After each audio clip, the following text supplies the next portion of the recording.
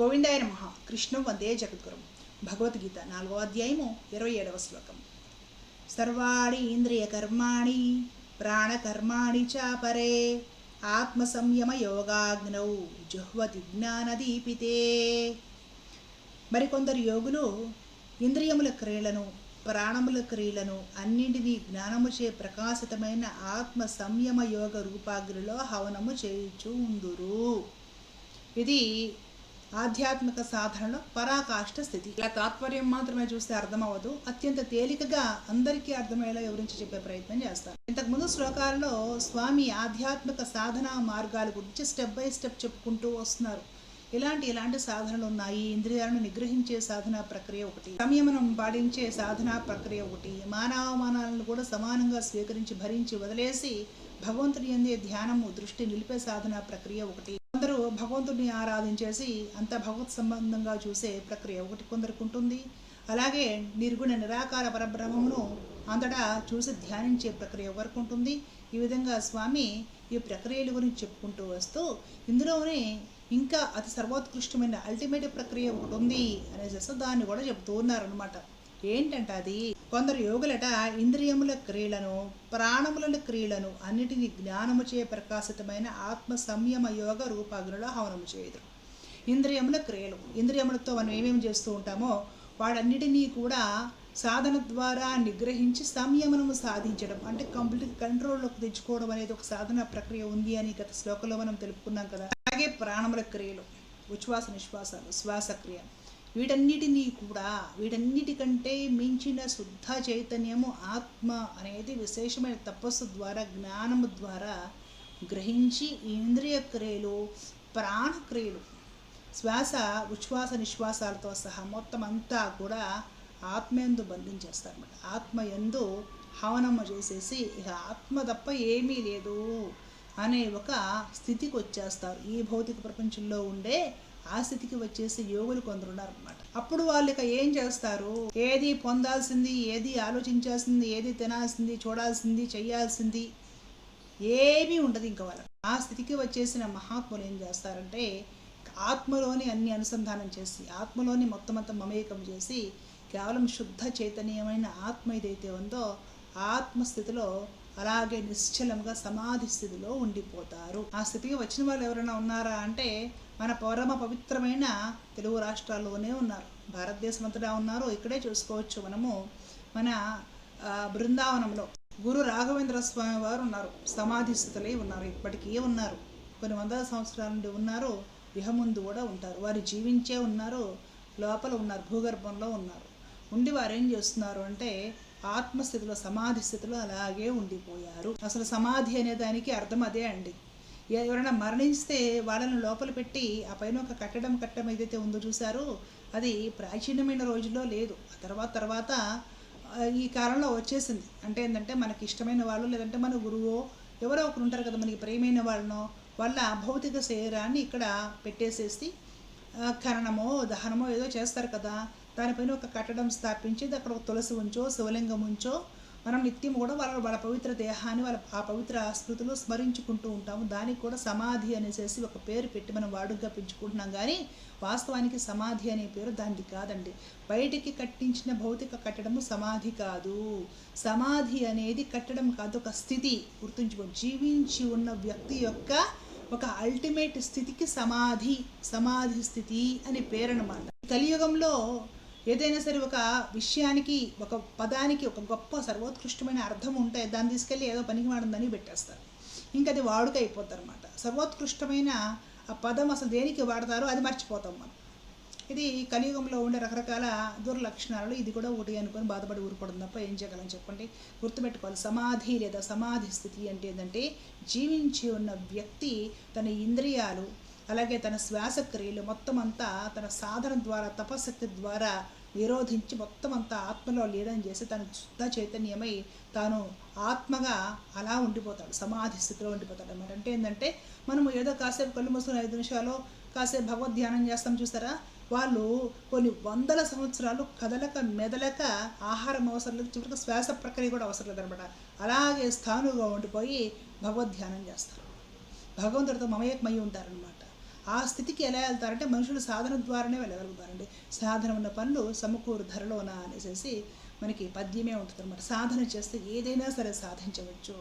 మన గురు రాఘవేంద్ర స్వామి వారు అంతటి సాధన చేశారు కాబట్టి దాన్ని సాధించగలిగారు.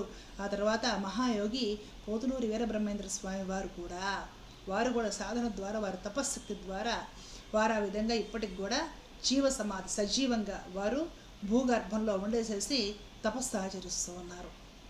డిస్టర్బెన్స్ లేకుండా ఉండడానికి ఆ పైన మూసి వేసి కట్టడం జరిగిందనమాట. అక్కడ వారి తపశ్శక్తి ఉంటుంది. చూడండి, మీరు రాఘవేంద్ర స్వామి వారి బృందావనానికి వెళ్ళండి, అలాగే మన పోతులూరు వీరబ్రహ్మేంద్ర స్వామి వారి ఉన్న ఆ సమాధి ప్రదేశానికి వెళ్ళండి. అక్కడ వారి కింద నుండి చేసిన ఉగ్ర తపస్సు శక్తి ఉంటుంది. అక్కడంతా ఒక ఆరాలా ఉంటుందన్నమాట. మనం అక్కడికి వెళ్ళినప్పుడు మనకి చిత్తభ్రమణ తొలగిపోయి మనకి ధ్యానం కుదరడము, సాత్వికమైన ఆలోచనలు కలగడము, సాత్వికంగా మనసు మారిపోవడము, ప్రశాంతంగా అనిపించడము, అక్కడికి పదే పదే వెళ్ళాలి అనిపించడము, అక్కడికి వెళ్ళేసేసి మనము ధర్మబద్ధమైంది ఏదైనా సరే నాకు ఈ పరిస్థితి ఉంది అని బాధతోటి నాకు ఈ కష్టం తీర్చని కోరుకుంటా కోరికలు తీరడానికి కారణం వారి తపశ్శక్తి. అతి ఉగ్ర తపస్సు చేస్తూ ఉంటారు, వారు బ్రతికే ఉన్నారు. కానీ శ్వాస క్రియలు కూడా వారు యోగ మార్గం ద్వారా సాధన చేసి నిలిపివేస్తారు. శ్వాసను కూడా నిలిపివేసేసి ఆత్మీయుందన్నిటిని నిక్షిప్తం చేసేసి వాళ్ళ అలా స్థానువుల సమాధి స్థితిలో ఉండి పరమాత్మను నిరంతరం కూడా ధ్యానిస్తూ కదలక మెదలక బండరాయిలా స్థాణువులా లేక సమాధిలో ఉండిపోగలుగుతారు. మన భారతీయ విశిష్టత అదే. మన భారతీయ యోగ శాస్త్రము సాధనా మార్గం ఏదైతే ఉంటుందో అది అంత గొప్పది. సాధన చేయగా ఆ స్థితిలో కూడా వెళ్ళిపోతారు. అంత గొప్పది సనాతన ధర్మం. ఎంత గొప్పదంటే ఎంతో ఉంది. నీవెంత సాధించుకోగలవో అంత నీకు దొరుకుతుంది. ఒక మహాసముద్రం ఉందండి. ఆ ఇప్పుడు దాహం వేసిన వాడు ఉంటాడు, ఒక పెద్ద నది ఉంటుందండి. అక్కడికి వెళ్ళి ఎంత తాగలుగుతాడు? ఒక దోసెడు తాగుతాడు, ఒక చెంబు తీసుకెళ్ళి తాగుతాడు, తన వల్ల అంతే అవుతుంది.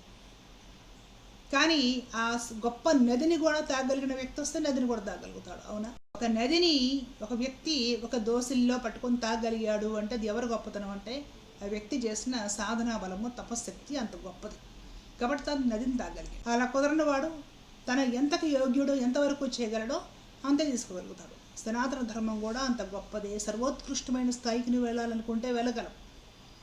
లేదా నాకు ఇంతవరకు చాలు, నేను అశక్తుని ఇంతవరకు చేసుకోగలను అనుకుంటే అంతవరకైనా చేసుకో, ఇబ్బంది ఏమీ లేదు. అందరూ ఇదే చేయాలి, ఇది చేస్తేనే గొప్ప అనేది ఇక్కడ లేదు. గుర్తుపెట్టుకుని వారి వారి యోగ్యతల్ని, వారి వారి పరిస్థితుల్ని, వారి వారి ఆలోచన విధానాన్ని, వారి వారి శ్రద్ధని, అభిరుచిని అనుసరించి ఎన్నో సాధనా ప్రక్రియలు ఉన్నాయి. భక్తి మార్గము, జ్ఞానము ఎన్నో ఉన్నాయి. ఎవరికి ఏది దొరుకుతుందో భగవద్ అనుగ్రహం వలన ప్రారంభం అనుసరించి ఎవరికి ఎంత సమకూరుతుందో, ఎవరు ఎంత చేయగలరో అంత చేసి కూడా తరించవచ్చు. కానీ సర్వోత్కృష్టమైన స్థితి ఇది ఒక గొప్ప సాధనా మార్గము. దీన్ని కూడా మనిషిగా పుట్టిన వాళ్ళే వీళ్ళందరూ కూడా. పోతులూరి వీరబ్రహ్మేంద్ర స్వామి వారు ఏమైనా ఆకాశంలో నుండి వచ్చారంటే వారు కూడా మాతృగర్భాన మనిషిగా పుట్టిన వారే, కానీ మహాయోగి అయ్యారు. ఎలా అయ్యారంటే సాధన ద్వారా, తపశక్తి ద్వారా అయ్యారు. మనం కాలేకపోతున్నామంటే వారిలాగా మనం ఉండము. వాళ్ళ ఆలోచన విధానాలు మనకు లేవు. వారిలాగా మనం ఆలోచించుకోలేము. వారిలాగా అంత నిష్టగా, అంత గొప్పగా, అంత త్యాగభరితంగా మనం బ్రతకలేము. మనకి భౌతికమైన విషయాలన్నీ కావాలి. అన్నింటిలో మనం వేలు పెట్టాలి, అన్నీ మనం పొందాలి, అన్ని ఆరాటాలు మనకు ఉంటాయి, అన్నీ మనం అనుభవించాలి. ఇంకొకరు పొందారు మనం పొందలేకపోయామే అని ఏడుపు ఎల్లప్పుడూ మనకు ఉంటుందన్నమాట. ఆ మహాయోగులకు అవేమీ లేవు, ఉన్నవి కూడా వదిలిపెట్టేశారు. వారి జీవితాల్లో గమనించండి, అట్టడుగు వర్గాల వారికి కూడా కేవలము శ్రద్ధ ఉంటే చాలు జ్ఞానబోధ చేశారండి. ఎవరికి శ్రద్ధ ఉంది, ఎవరికి ప్రేమ ఉంది, ఎవరికి మానవత్వం ఉంది, కులం చూడలేదు, మతము చూడలేదు, వారి స్త్రీలా పురుషులా చూడలేదు, వారికి తత్వోపదేశం చేశారు. సమాజము మిమ్మల్ని దూరంగా పెట్టేస్తాం, మీరు పలానా శ్రద్ధకి తత్వోపదేశం చేస్తారా, ఈ విధంగా ఆయన్ని విసుక్కోవడము, ఆయన మీద తిరగబట్టడం జరిగింది. అలాగే రాఘవేంద్ర స్వామి వారు కూడా ఒక రోడ్డు పక్కన తను వెళుతూ ఉన్న బాటలో గొర్రెల కాపరిని కూడా అనుగ్రహిస్తే ఆ గొర్రెల కాపరి తర్వాత ఒక సుల్తాన్ నవాబు దగ్గర గొప్ప మినిస్టర్ అవుతాడు. ఇలాగా చూసుకుంటూ వెళ్తే వారి చరిత్రలో కథలు చాలా ఉన్నాయన్నమాట. వారి అనుగ్రహం అలాంటిది. మనకి శ్రద్ధ, ప్రేమ, నిస్వార్థమైన నిష్కల్మషమైన మనస్సు ఉండాలి. కానీ మహాత్ములు మనని గుర్తించారంటే ఆ విధంగా అనుకరిస్తారు. అంతటి శక్తి సంపన్నులు మన పవిత్ర భారతదేశంలో ఎంతోమంది ఉన్నారు అన్నమాట. జీవించి ఉండి కూడా సమాధి స్థితిలో ఉండేసి కొన్ని వందల సంవత్సరాల నుండి ఉగ్ర తపస్సు భగవంతుడి కోసం చేస్తున్నారు. ఆ తపస్శక్తి అక్కడ ఉంటుందన్నమాట. ఈ సర్వోత్కృష్టమైన స్థితి. ఏమిటి ఇంద్రియాలని ప్రాణశక్తిని మొత్తాన్ని తీసుకెళ్ళేసేసి ఆత్మలో ఒక హవనములా పడేసేసి ఆత్మస్థితుడై ఉండి భౌతిక జగత్తుతో మరచి పరమాత్మ ఎందు ఈ ఆత్మను లగ్నం చేసేసి స్థానువై సమాధి స్థితిలో ఉండి పరమాత్మని ఆరాధిస్తూ ఉన్నాడు. ఇది సనాతన ధర్మం యొక్క వైభవం, ఇది సనాతన ధర్మం యొక్క గొప్పదనం. కాబట్టి ఇది కూడా భగవంతుడిని చెందే అంటే భగవత్ ప్రాప్తిని కలిగించే సాధనా మార్గాల్లో ఒకటి, అత్యున్నతమైనది. కొందరు యోగులు ఈ విధంగా ధరిస్తున్నారు అని కూడా పరమాత్మ చెప్పడం జరిగింది. ధర్మో రక్షిత రక్షిత. జై శ్రీమన్నారాయణ. కృష్ణ.